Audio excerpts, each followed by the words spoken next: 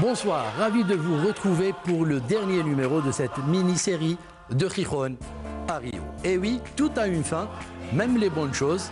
Et j'espère que cette émission que nous vous avons proposée en était une. En tout cas, nous avons fait de notre mieux pour vous accompagner de la meilleure façon possible jusqu'au mondial brésilien. Après Gijón, donc, Mexico et Johannesburg, notre voyage s'achève ce soir à Rio, où débutera dans moins de 3 jours la 20e édition de la Coupe du Monde de football. Et pour en parler, nous avons avec nous quelqu'un qui incarne le mieux l'esprit de cette émission, puisqu'il était présent, tenez-vous bien, en 82 déjà, en 86 et même en 2010. C'est quelqu'un sans lequel on ne pouvait faire cette émission. Il s'agit, vous l'aurez certainement deviné, de Rabah Saadane. Rabah Saadane, bonsoir et merci d'avoir accepté notre invitation. Bonsoir. Avant de commencer notre émission, j'ai envie de vous poser cette petite question qui me brûle un peu les lèvres. Rabah Saadane, est-ce qu'il est facile de parler de cette équipe nationale lorsqu'on a comme vous le statut du prédécesseur de Vahid Halilović?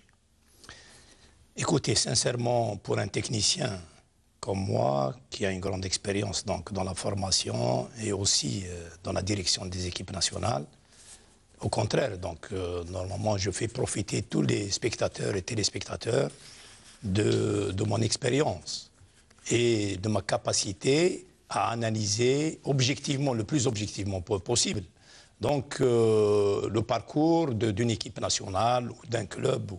Là, nous sommes donc, c'est la première fois où je ne vais pas être donc, à l'intérieur de l'équipe nationale au niveau d'un mondial. Donc, il n'y a pas mieux, je pense, il n'y a pas mieux quelqu'un qui sait à la fois. Donc, c'est facile d'analyser donc pour moi et je suis très à l'aise d'analyser donc toute la préparation de l'équipe nationale sans bien entendu connaître qu'est-ce qui se passe à l'intérieur parce qu'il y a aussi un élément déterminant. Mais en plus, je peux ressentir exactement ce que ressent surtout le chef qui est le sélectionneur national. Donc, parce que je suis passé par tous les états d'âme, par toutes les expériences donc, à l'intérieur de l'équipe, donc je peux imaginer ou comprendre ce que ressent et la responsabilité qu'a le sélectionneur national. Donc, ça c'est un volet. Bon, il y a un autre volet, malheureusement. Donc, si vous faites des analyses, malheureusement, comme vous êtes le prédécesseur, donc là, il y a toujours des esprits mal intentionnés qui peuvent te faire tourner et ça se passe jusqu'à présent parce que des fois je me dis je dois arrêter, je ne dois plus intervenir parce qu'on transforme ma réflexion et mes analyses. Parce que c'est là où est le danger, parce qu'on pense que vous êtes le prédécesseur, vous critiquez pour que votre prédécesseur ne réussisse pas, donc en quelque sorte vous lui faites barrage. Alors que moi sincèrement, de par mon caractère, de ma personnalité, j'essaie d'être le plus objectif et au contraire. Bon, et je sais autre chose également. Je sais que nous avons deux manières, par exemple, entre moi et le sélectionneur actuel. Nous avons deux manières différentes de diriger l'équipe. Donc, et ça existe dans le monde. Chacun a sa manière parce qu'il y a plusieurs méthodes donc, de direction de l'équipe nationale et nous sommes différents dans la personnalité, dans la relation qu'il y a, dans tous les domaines, on est différents. Mais ça ne veut pas dire que lui ne va pas réussir ou que je l'empêche à réussir. De toute façon, c'est le seul chef, et c'est lui qui est à l'intérieur de l'équipe, et c'est lui qui a toutes les décisions entre ses mains.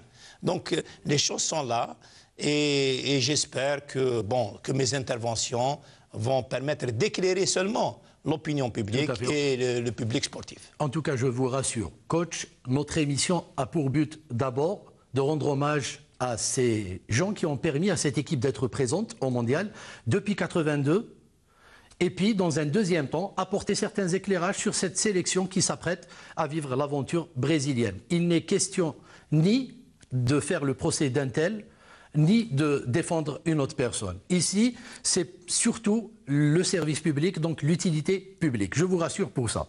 Alors, avant d'entamer notre émission, je vous présente encore mes deux invités. Il s'agit de Mustapha Adden, entraîneur, que nous avons eu la chance d'accueillir ici lors du troisième numéro. Et puis enfin, Yazid Wahib, notre journaliste sportif du quotidien Al Watan, qui lui a été présent lors des 4 numéros. Alors, Yazid, Saaden parlait maintenant d'une certaine presse sportive. Moi, j'ai vraiment envie d'ouvrir une toute petite parenthèse pour parler justement de cette presse sportive. Elle s'est beaucoup développée ces derniers temps, notamment sur le plan quantitatif, mais sur le plan qualitatif, sur le plan professionnalisme, je pense qu'il y a beaucoup de choses à dire.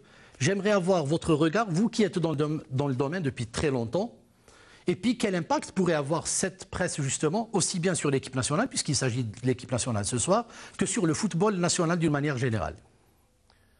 Oh, Halim, je ne m'accorde pas le droit de porter une critique à l'endroit de mes confrères et de mon métier. Je respecte tous les confrères, comme j'espère beaucoup de confrères me respectent. Ce n'est pas le moment, ce n'est ni le moment ni le lieu de faire une forme de procès de la presse. Elle est comme tous les autres segments de notre société. Elle a ses bons aspects, elle a ses mauvais aspects. Et c'est aux journalistes eux-mêmes de faire leur bilan, de faire le bilan de la corporation et du métier, pour essayer d'améliorer ce qu'il y a à améliorer, parce que je suis convaincu que le combat est encore long pour porter tous les idéaux de la presse, pour qu'elle soit crédible au niveau de l'opinion publique. Bon, je pense que nous sommes à la veille d'une fête, la participation de l'équipe nationale à la 4e Coupe du Monde. Laissons de côté tout ce qui peut être mal interprété pour nous projeter sur le tournoi qui va s'ouvrir dans quelques jours, avec, souhaitons-le, une bonne prestation de l'équipe nationale. Yazid, je n'ai nullement l'intention de faire un procès à mes confrères. Si je vous dis ça, c'est que justement nous sommes à la veille d'un mondial. Et cette presse, je ne sais pas si c'est une course vers un scoop, elle fait dans le sensationnel ce qui s'est passé récemment lors de la conférence de presse de Ali Lozic avant le match contre la Roumanie et qui a été rapporté par la presse belge. Ne vous fait-il pas un peu mal, vous qui êtes dans le domaine? Halim, la presse a son corps défendant, c'est-à-dire ne trouve pas le moyen d'exercer pleinement toutes ses missions. Oui. Et la faute n'incombe pas uniquement aux journalistes. D'accord. Tout l'environnement dans lequel elle évolue est parfois un frein à son développement. Il faut chercher les causes, pas uniquement au niveau de la presse, parce que la presse n'est pas seule dans ce domaine. Il y a la responsabilité de la fédération qui n'arrive pas à trouver la bonne formule afin que les journalistes puissent bien travailler, mieux porter le message. Il y a encore beaucoup d'interdits. Les confrères qui sont présents, qui ont couvert le stage en Suisse, l'ont signifié de manière très significative. Je pense que le moment est venu d'ouvrir le champ, de laisser les journalistes travailler et de ne pas leur mettre des bâtons dans les roues à chaque fois qu'il y a une mission. Le journaliste algérien trouve énormément de difficultés pour prendre attache avec, par exemple, des joueurs, avec le staff. Alors que nos confrères étrangers ont toutes les facilités, ont toujours eu toutes les facilités pour accéder au niveau de l'équipe nationale. Il faut arrêter de mettre des oukases, d'avantager des journalistes par rapport à d'autres. Très bien. Mustapha, on l'a senti lors du dernier numéro consacré à 2010 que vous aviez des choses à dire par rapport à cette participation de 2014. C'est pour ça d'ailleurs que vous êtes ici. Sans aller dans le détail, dites-nous, ce soir, après les 2 matchs contre l'Arménie et la Roumanie, quel sentiment avez-vous d'une manière générale sur cette équipe nationale? Vous la sentez prête à aller justement dans ce mondial? Il y a toujours des réglages à apporter, mais si l'on se base sur la prestation fournie lors du dernier match face à la Roumanie, on peut espérer une bonne participation au mondial. Même si la prestation d'avant, c'est-à-dire celle de l'Arménie, pour 2 raisons fondamentales à mon sens, c'est que la première, il y a eu une revue d'effectifs pour le premier match.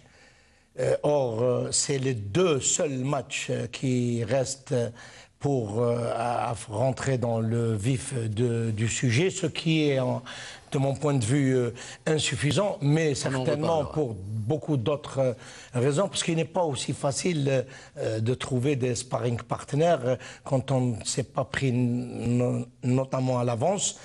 Ça devient plus compliqué et, comme on le disait l'émission précédente, on est obligé de se rabattre sur des équipes de seconde zone, avec tout le respect que nous avons pour les équipes nationales.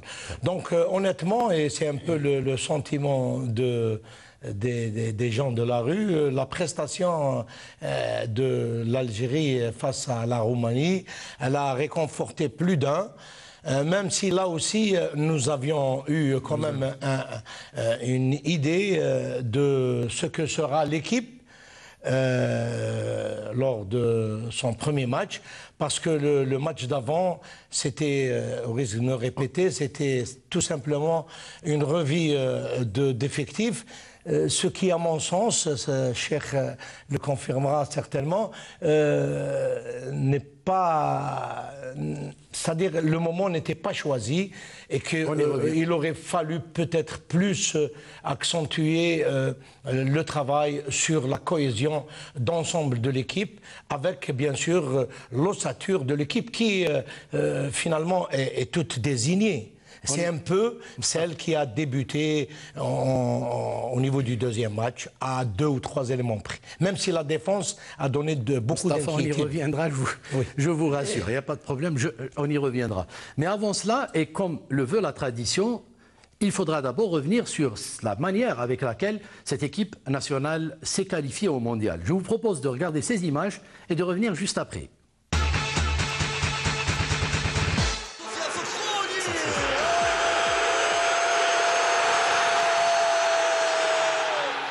بعد هذه الكرة والانطلاقة من حشود في أول توزيع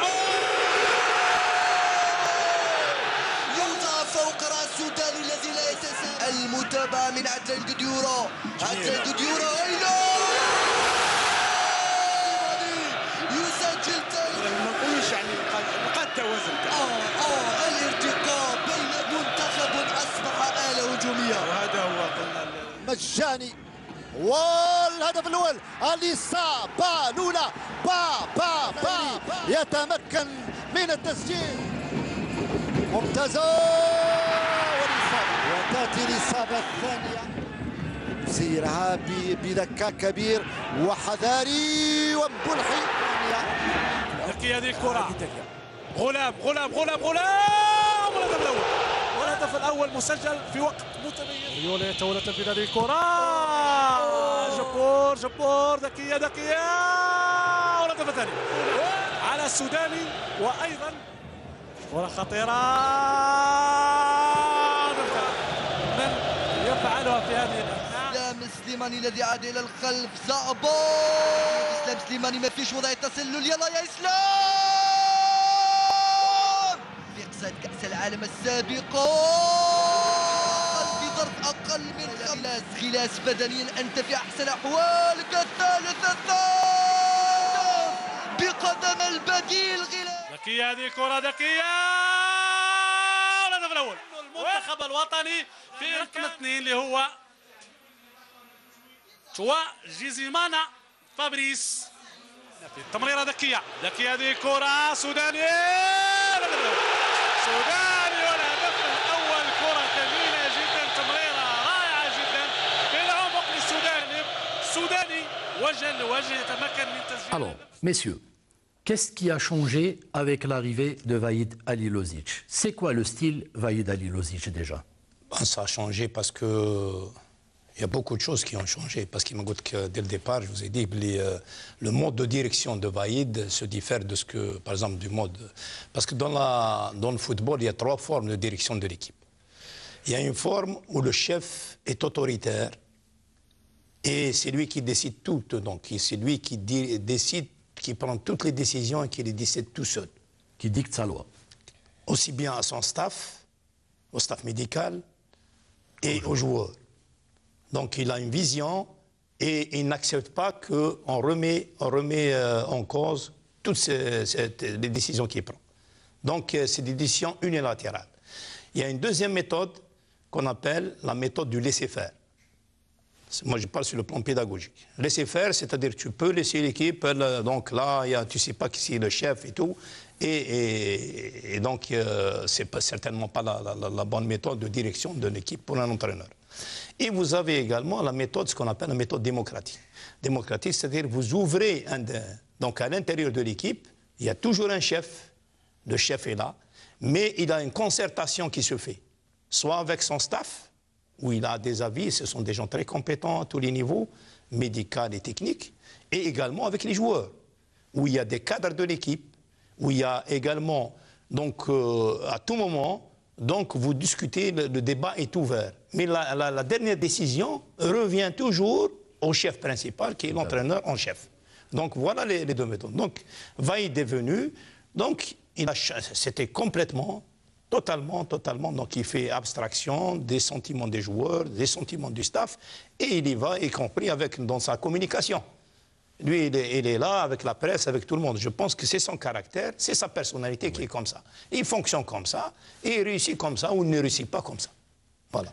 Je pense que voilà Vaïd. Donc c'est pour ça que beaucoup sont choqués de ne pas comprendre, mais il fonctionne comme ça, de cette manière-là. Et lui, on peut le classer, je pense que vous avez compris, dans la première catégorie. Tout à fait.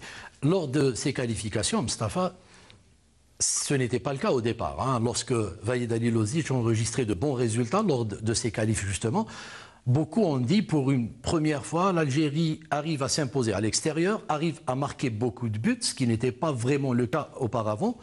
Et d'autres ont dit non. On a eu la chance de tomber sur un groupe pas aussi redoutable que celui lors de la qualification pour le Mondial 2010. Vous vous inscrivez où, vous? Moi, je vais essayer d'être un peu plus terrain, puisque vous avez parlé de quelle était la différence entre Cheikh Saadane, prédécesseur, et aujourd'hui Vaïd Halilovic.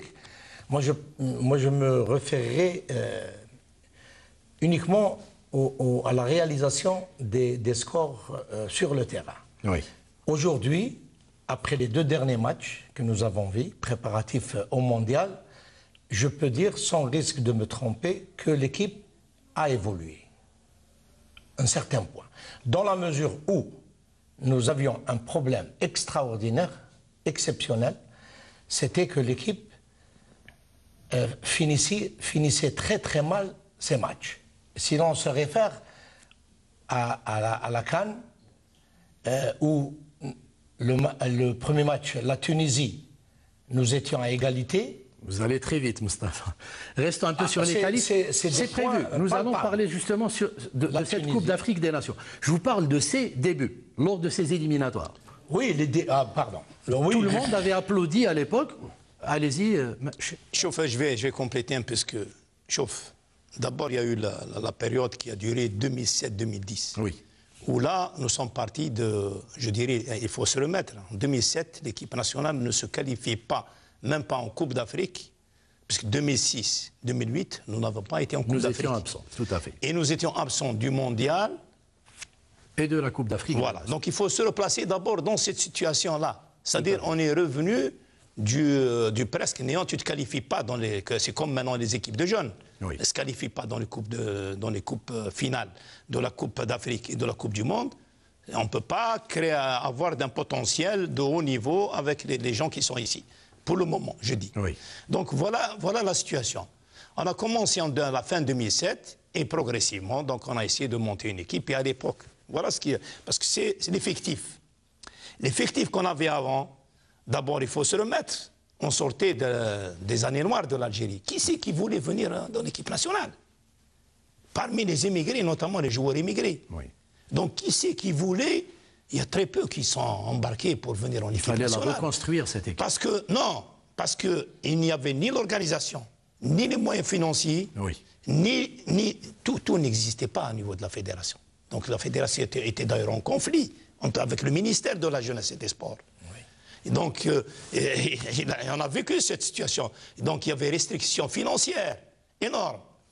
Et c'est à partir de là, donc, on a commencé à reconstruire et à bâtir une équipe nationale avec des joueurs de deuxième division qui jouaient dans le... Est-ce qu'il y avait à l'époque de grands joueurs, moi je disais, qui jouaient dans les meilleurs championnats comme actuellement l'effectif de Manan? En Espagne, est-ce qu'il y avait? C'était uniquement l'Hassan vers la fin qui a fait la Coupe du Monde. Mais il y avait, regardez combien de nombre maintenant de joueurs qui jouent en Espagne. Combien il y avait des joueurs algériens qui sont en équipe nationale, qui jouent en Angleterre? En Italie. En Italie, en France, et j'en passe. C'est pour vous dire, Ghazal venait de la deuxième division, on l'a cherché avec la loupe. Oui. Parce qu'il n'y en avait pas, on a cherché avec la loupe pour le chercher, on a cherché d'autres joueurs en Grèce. C'est pour vous dire, Billy, il n'y avait pas. Et c'était des joueurs pratiquement tous de deuxième division, très peu de première division dans le championnat européen. Très bien. Et donc, c'est eu l'événement et la progression de l'équipe nationale qui lui a donné après un autre statut. D'abord financier, organisationnel, puisqu'on a pu même obtenir, même Sidi Moussa, etc., qui est devenu, parce que grâce aussi, et la Coupe du Monde, la qualification de la Coupe d'Afrique et de la Coupe du Monde ont été un élément déclencheur pour l'équipe A, pour l'équipe là. Et à ce moment-là, qui ne voulait pas venir, parmi notamment, bien sûr, il y a eu les lois qui ont été votées pour avoir des Algériens. Et maintenant, il y a énormément de joueurs algériens, d'origine algérienne, qui à ce moment-là, postulaient pour venir en équipe nationale. Pourquoi? Parce qu'ils n'ont jamais, ils peuvent avoir jamais la chance de jouer avec les équipes, notamment françaises, en Coupe du Monde. Très bien. Ils n'ont pas. Donc la chance, elle est en Algérie. Et tout le monde a postulé, c'est comme ça que les joueurs... On sait très bien, dans les équipes de jeunes, beaucoup parmi certains jeunes, moi je ne le reproche pas, parce que c'est l'Algérie et il fallait des temps de réflexion. Mais lorsqu'ils étaient jeunes, ils ont refusé l'équipe nationale algérienne des jeunes.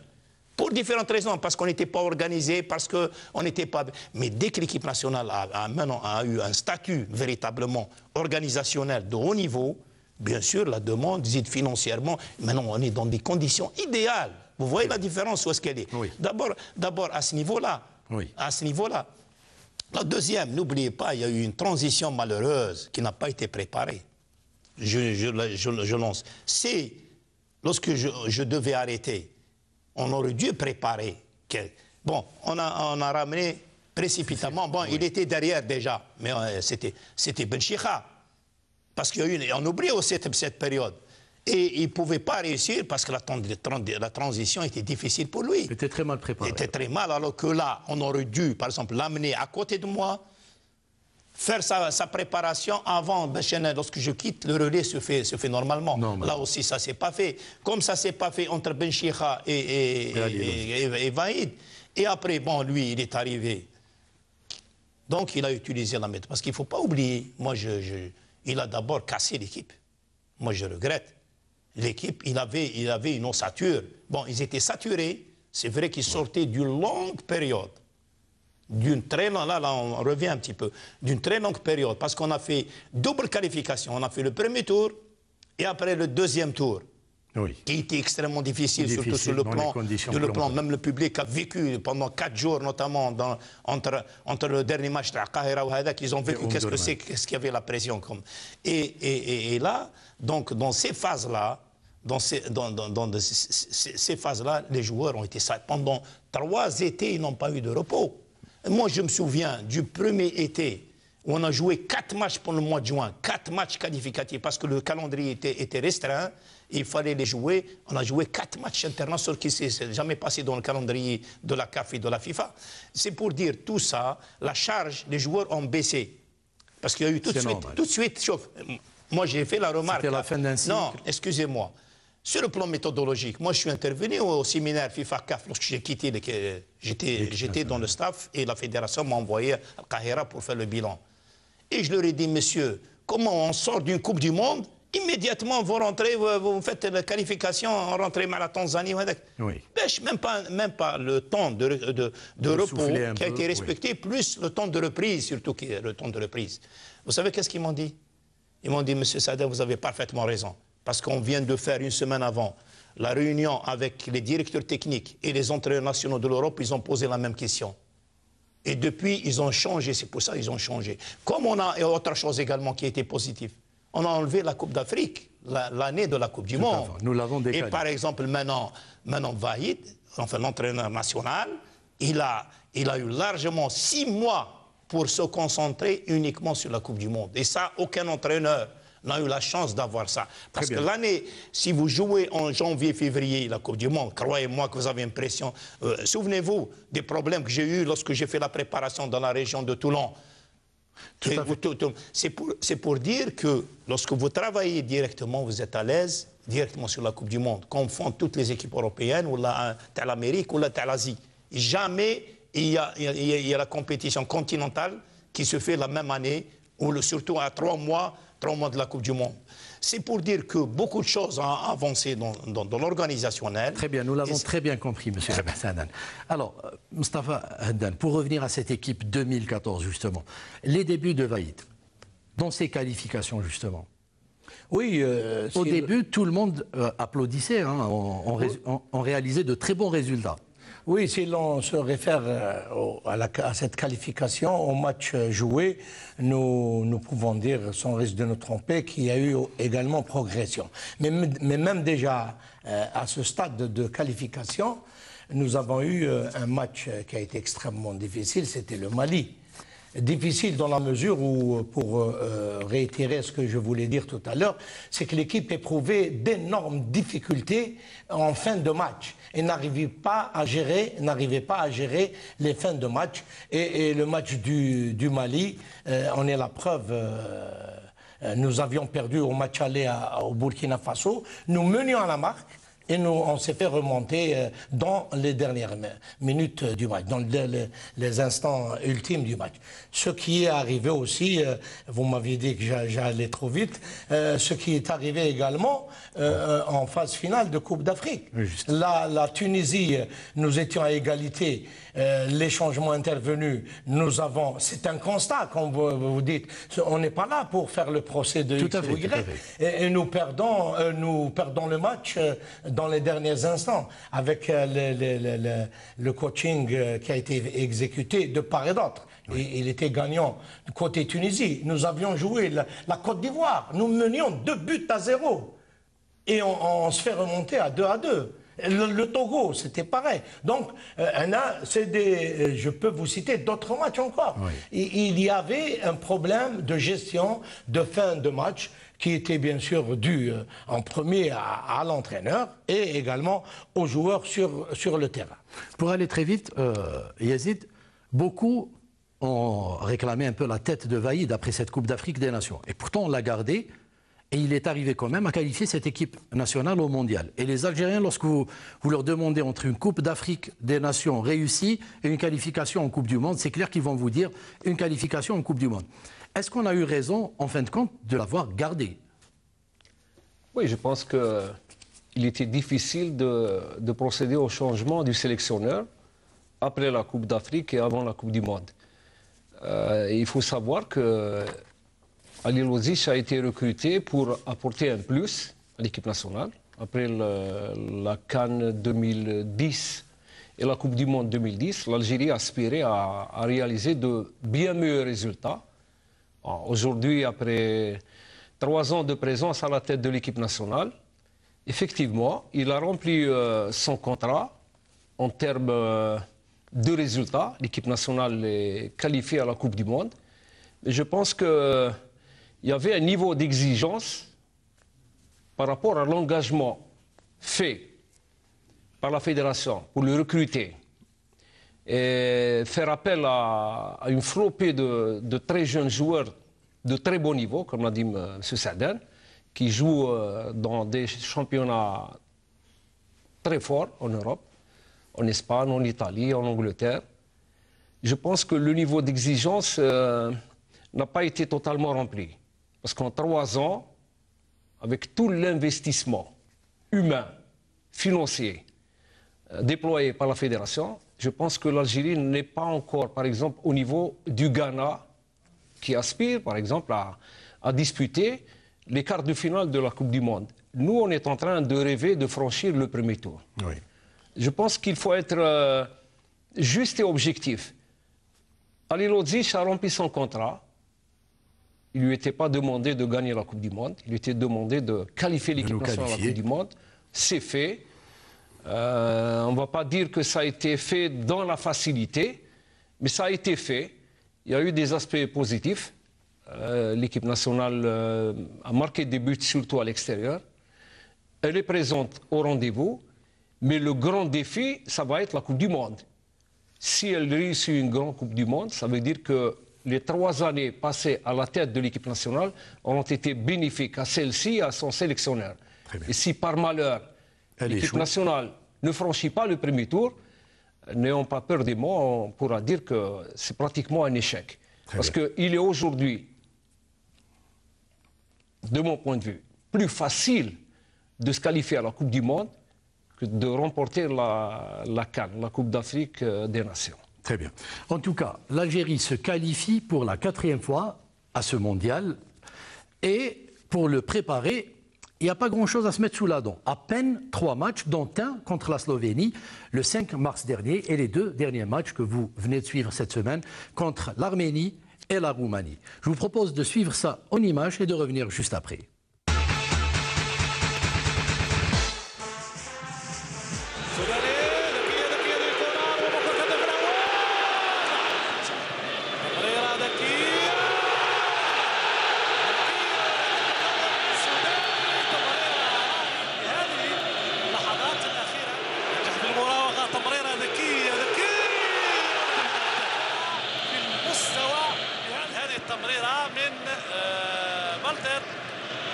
نشوفوا اللاعب جابوا كيفاش يحكم في الكره ملعوبه جول راسيه والهدف اول اهداف المباراه هناك ممتازه ايضا لغيلاس يلا غيلاس بقوه كبيره ويسجل القوه الاحسن يوزع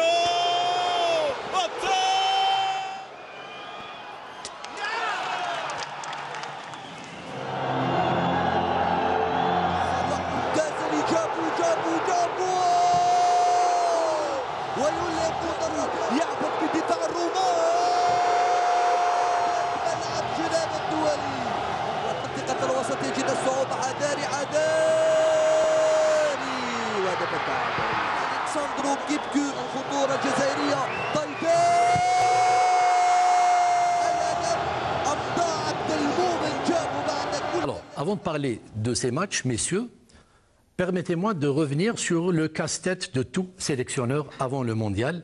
Et là, je m'adresse à vous, Cheikh Rabih Saadane. Comment choisir ces 23 joueurs? Bon, c'est très simple. Bon, je dis c'est très simple parce que nous, on a l'expérience. C'est déjà derrière nous. Entraîneurs, donc d'abord, il y a des critères techniques. Oui.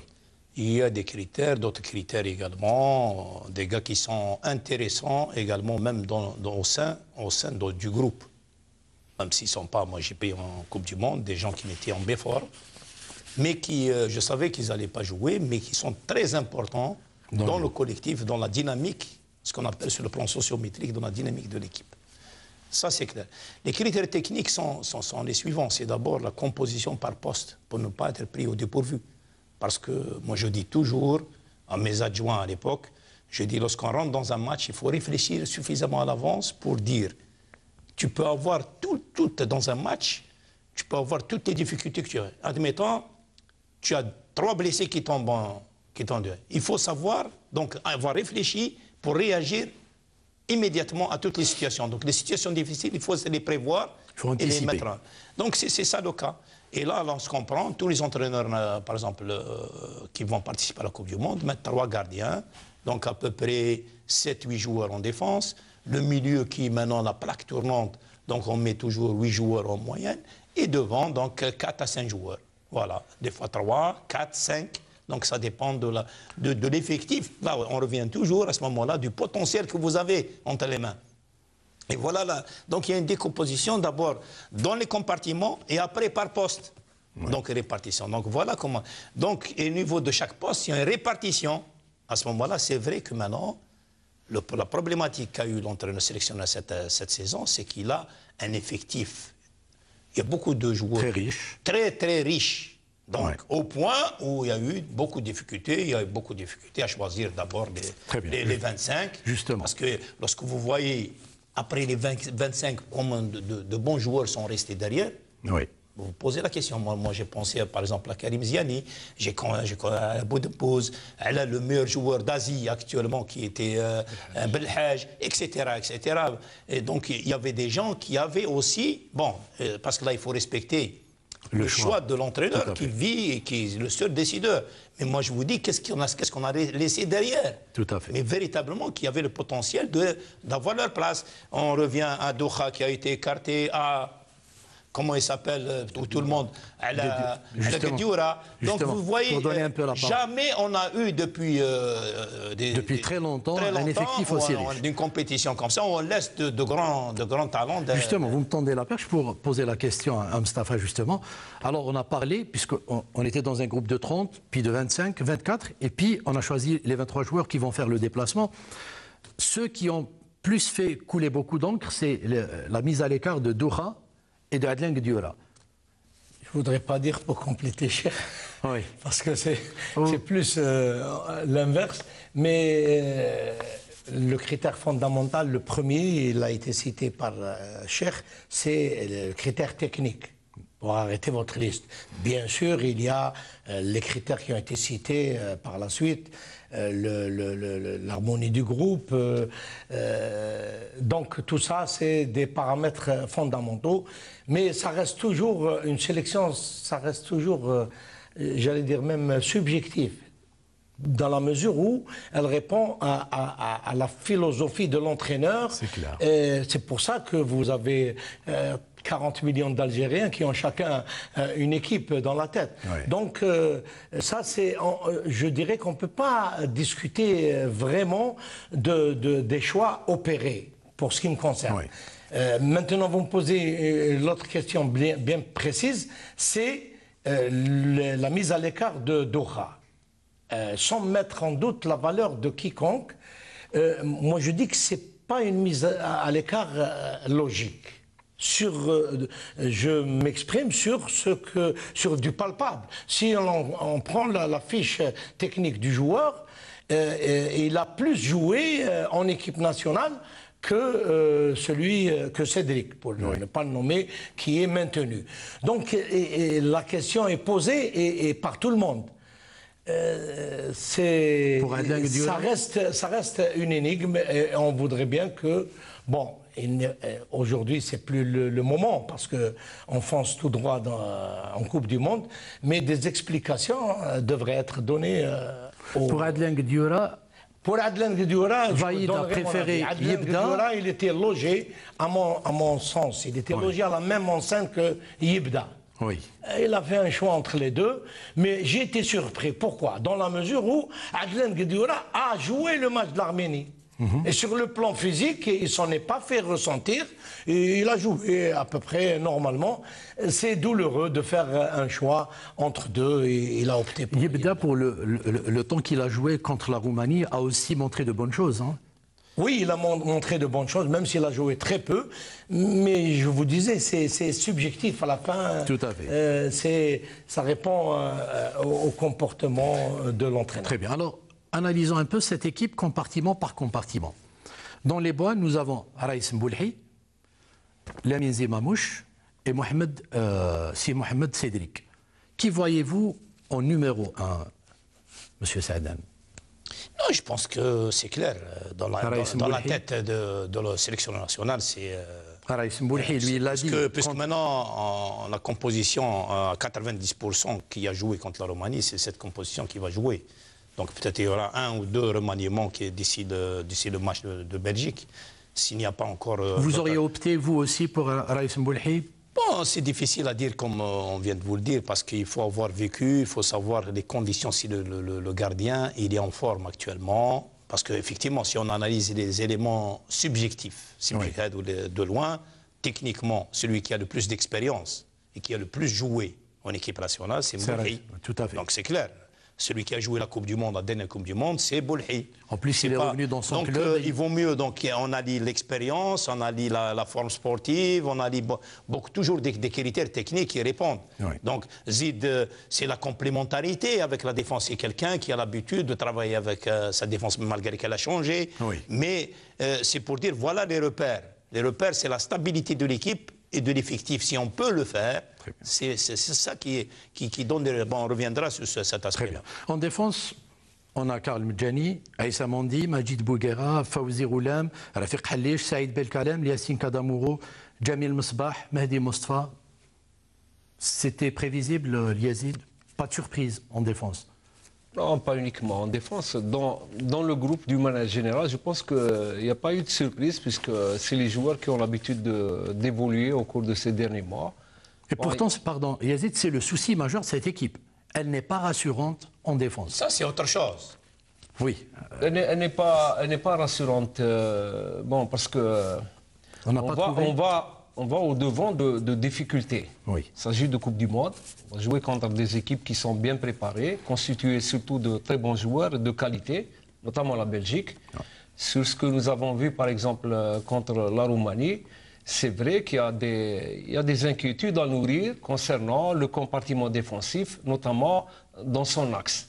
Je pense que si ce compartiment a le même rendement contre la Belgique que celui qu'il a eu contre la Roumanie, il faudrait réfléchir à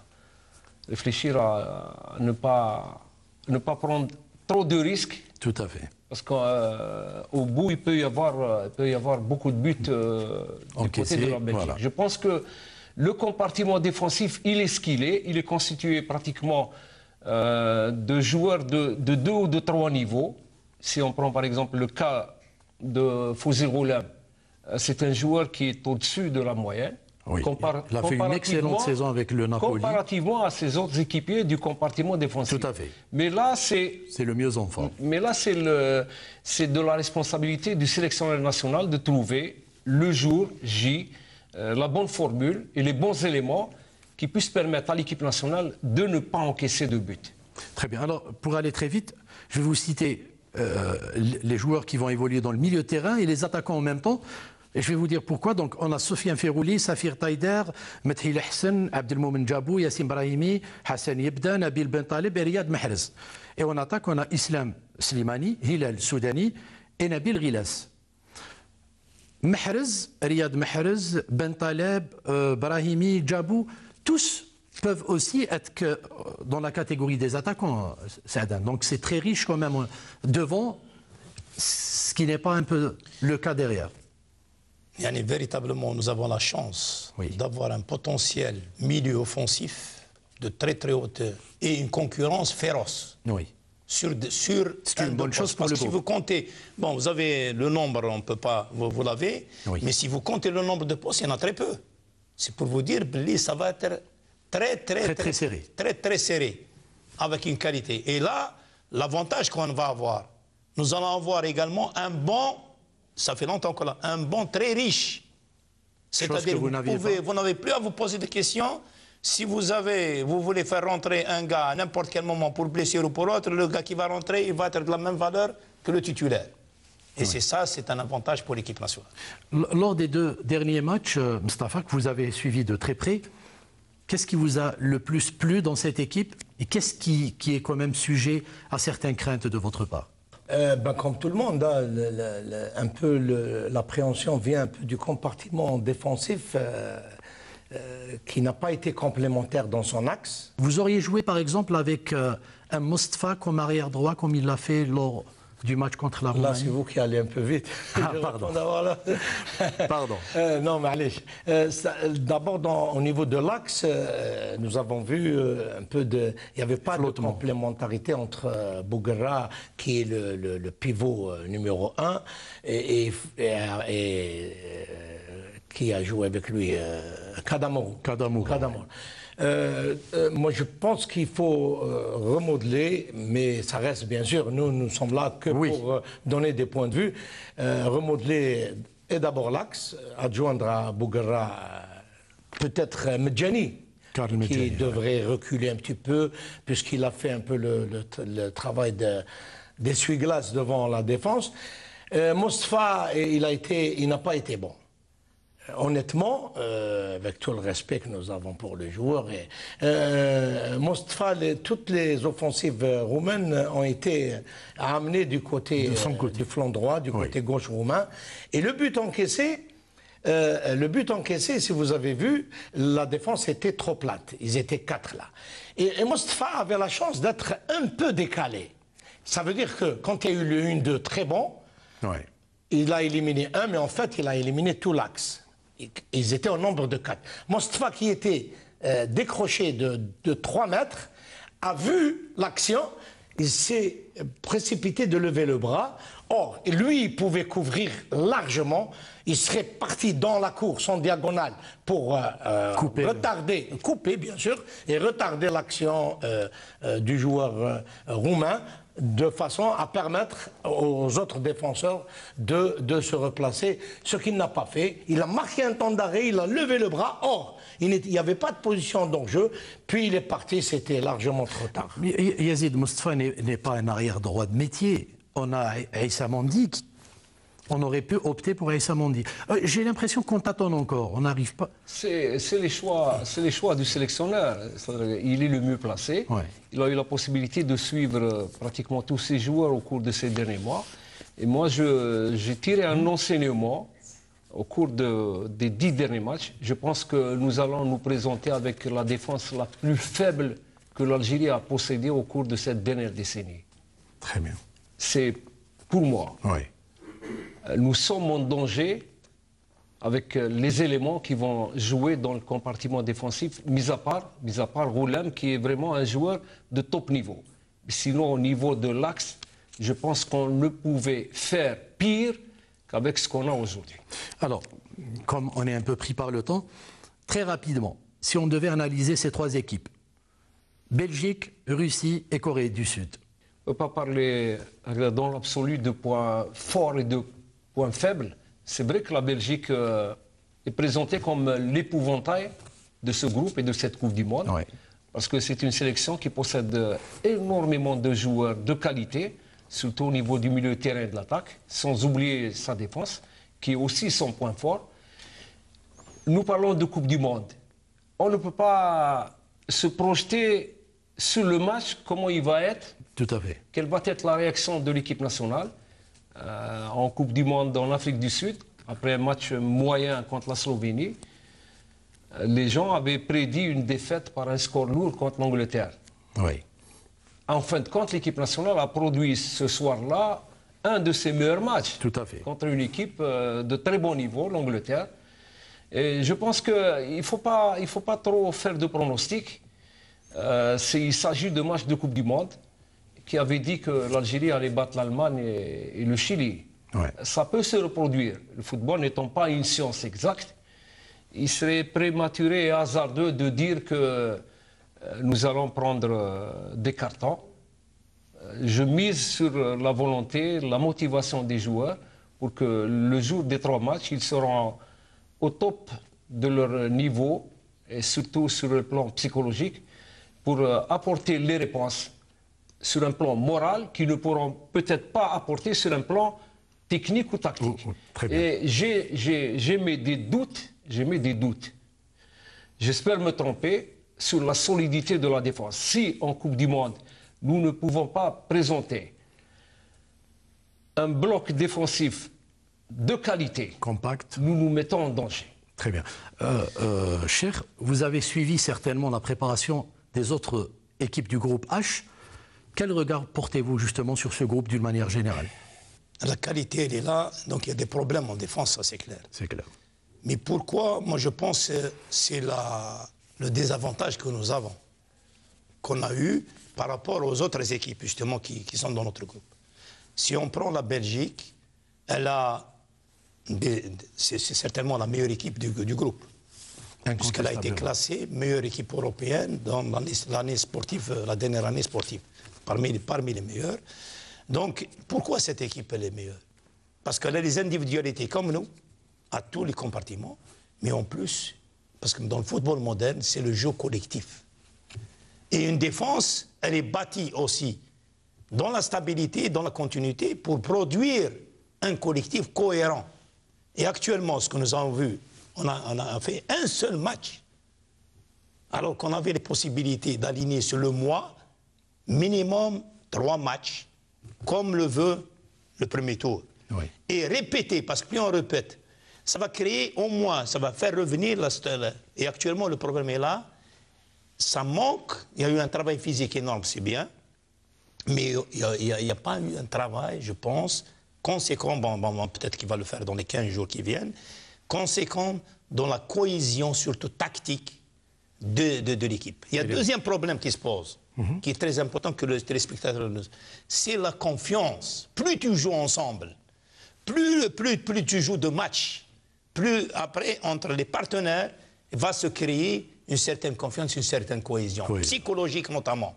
Et là, c'est très important. Bon, et là, c'est ça l'avantage de la Belgique. Elle est dans ce stade-là, donc ce n'est pas une préparation simplement. Ils ont dû, sauf, au moins ils reprennent, parce que c'est des équipes qui sont montées depuis qu'elles étaient jeunes ensemble. Voilà l'avantage de la Belgique. La Belgique, donc, ils ont dû faire une préparation, mais axée sur 2 aspects principalement. L'aspect tactique et l'aspect également psychologique. Très bien. Pour ne négliger aucun adversaire. Maintenant, nous passons à la Corée. La Corée, c'est un club. Ce n'est pas uniquement une équipe nationale. Elle fonctionne en tant que... Ils arrêtent le championnat à n'importe quel moment, ils partent en préparation, en truc. Donc, non seulement ils sont dans les meilleurs clubs, ça me rappelle les années 80 pour l'Algérie. Oui, quand on pouvait qui a été la création. Pourquoi? Parce qu'ils jouent tout le temps ensemble, ça crée. Tu as des cohésions en défense, tu as au milieu, tu as avec la qualité individuelle des joueurs, ça fait une grande équipe. Très bien. Et c'est pour ça que moi, le troisième, c'est la plus faible, ou qui a la portée de toutes, mais également qui a une ossature locale. Oui. Donc, Roma, vous avez aussi un grand entraîneur donc, qui connaît maintenant, qui ne néglige aucun, qui va... C'est certainement, il n'a pas la même qualité de jeu de joueurs que nous avons, mais c'est une équipe très expérimentée, très coriace. Très volontaire en plus. Parce qu'ils ont des automatismes, c'est pas... Parce que l'individu n'est pas... Parce qu'on est toujours là, c'est le collectif maintenant. Lorsque vous prenez l'Espagne, c'est quoi l'Espagne? C'est le collectif. C'est le collectif, c'est les individus, mais dans le collectif. Le collectif, maintenant, dans le football, c'est ça. Plus tu possèdes le ballon, plus tu sais l'adversaire, etc., ça rentre en ligne de compte. Et moi, je vous dis une chose. Le potentiel, moi, je me dis, le potentiel qui est actuellement en Algérie, avec la préparation d'un mois, normalement, avec le potentiel qu'on a, moi, je vous dis, c'est pas simplement on passe le premier tour. On peut aller plus loin si on sait exploiter. Et je pense que là, peut-être, Inch'Allah, bon, je sens un bon coup. Pas simplement, peut-être qu'on va aller plus loin que ça, si on arrive à avoir une certaine cohérence, notamment sur le plan défensif. C'est bien, une note d'optimisme chez Rabih Saadane. Mustafa Haddan, un pronostic, même si je sais que vous n'aimez pas les pronostics. Par rapport à ce groupe. Cher disait, c'est sur ce qu'on a vu dans le match contre la Roumanie, les joueurs ont paru assez frais physiquement. Vous étiez satisfait de leur rendement, hein? Et assez frais physiquement, donc on peut considérer que la préparation qui a été faite dans le mois a été bonne. Parce qu'elle est importante à gérer et à diriger. Parce que les joueurs sortent d'une saison harassante, il leur faut une période de repos, une période de reprise, et puis l'entraînement n'est pas général, il devrait être adapté individuellement ou par groupe de joueurs en fonction de la forme acquise, dans la forme que possède le joueur en fin de carrière. Mais avec tous les entraînements du monde, la compétition, comme le disait Cheikh, rien ne remplace la compétition. Or, et on a parlé justement de ce collectif et de cet aspect tactique, c'est-à-dire cohésion de groupe, elle risque de nous faire cruellement défaut. Très bien. Alors, le dernier mot, Yazid? J'espère que l'équipe nationale fera de très bons résultats, passera le premier tour. Je suis conscient que ce ne sera pas facile, mais nous parlons de football, tout est possible. Il y a de la qualité dans ce groupe, notamment au niveau des postes les plus importants, qui sont ceux de l'attaque et du milieu de terrain. J'espère qu'en débutant, on fera un bon match pour nous donner encore plus d'allant pour plus aller de confiance chercher aussi cette pour le groupe. qualification au second tour qu'on attend depuis pratiquement 1982. Très bien, c'est une note d'optimisme en tout cas. Voilà, ainsi s'achève le dernier numéro de cette émission spéciale de Gijón à Rio. Je remercie mes invités. Je rappelle que nous avions avec nous M. Mustafa Haddan, M. Rabah Saadan et puis Yazid Wahib qui étaient présents avec nous lors des 4 numéros et pour cela nous le remercions beaucoup. Je sais que ça n'a pas été facile pour lui. Je remercie l'équipe technique, à sa tête Rafiq Selloum qui réalise cette émission. Je remercie également, et je voudrais surtout pas l'oublier, Yassine Aït-Hmouda qui a monté toutes ces images que vous avez vues tout au long des 4 numéros. Je vous remercie, vous, de nous avoir suivis et de votre fidélité au programme de Canal Algérie. Il ne nous reste plus qu'à rester derrière cette équipe, à l'encourager. J'espère qu'elle nous fera rêver et pourquoi pas une qualification au deuxième tour. Tant attendu, nous l'attendons depuis 82.